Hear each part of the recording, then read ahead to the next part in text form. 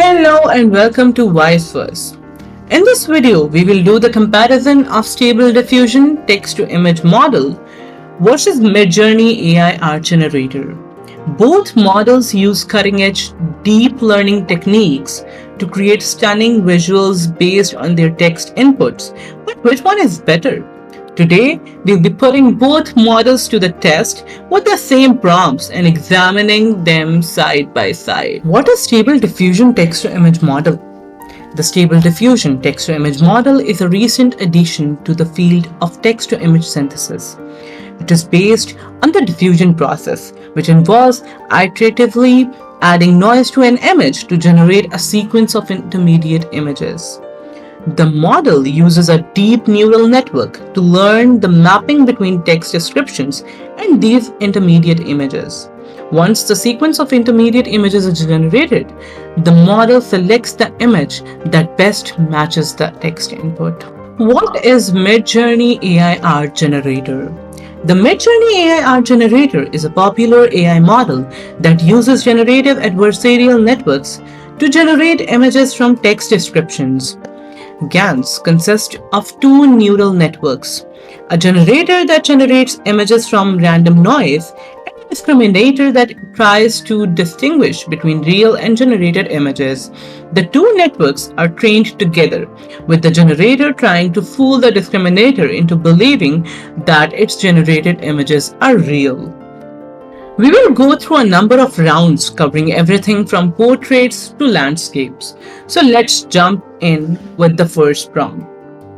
A Western photograph of an old cowboy sitting on a horse overlooking a valley during sunset, hyper-realistic 4K. We can see that Midjourney has created a piece with a greater narrative, including a character overlooking distantly into the valley, while Stable Diffusion has outputted something that's little garish and less coherent. Moving on to a girl wearing a white long dress.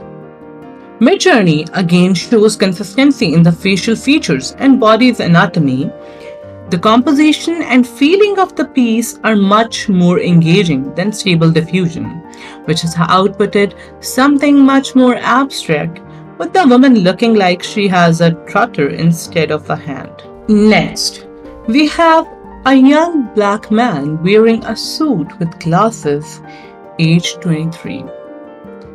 And the Stable Diffusion's version is less detailed and intricate in its composition and anatomy compared to Midjourney's output.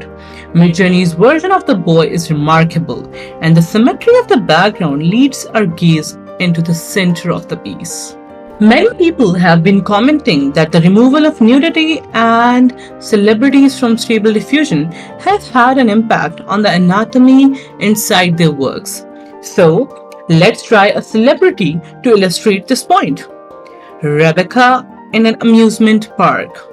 Midjourney output gives a greater likeness to the woman herself, but what's interesting is that Midjourney is using a data set that is a few years old, and this is reflected in the age that we are seeing Rebecca at.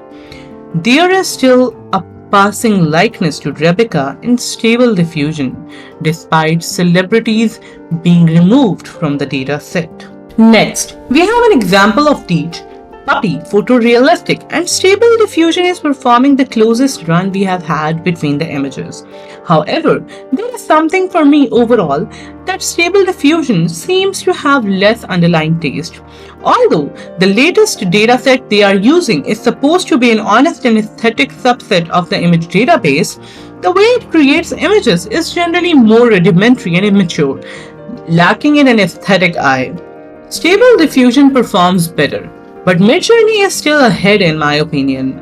Although Stable Diffusion is taking steps forward, it is also taking steps backward with anatomy and consistency stepping down, while landscapes and still life are stepping up.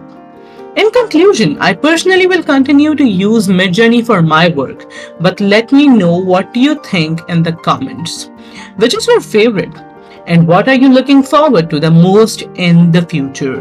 Thanks for watching, and I'll see you in the next video.